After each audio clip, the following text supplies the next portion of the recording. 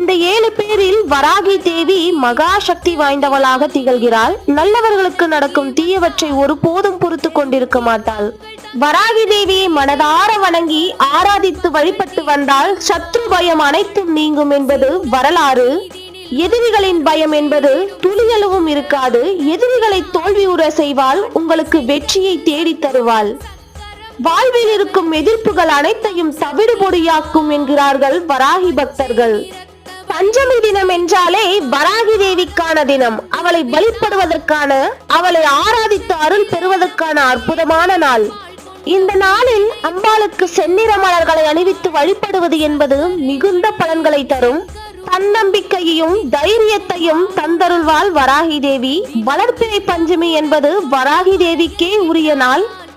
மற்ற எல்லா பஞ்சமி திதியிலும் வராகி தேவியை வணங்கி வழிபடலாம். வராகி தேவியை வழிபடுவதன் மூலம்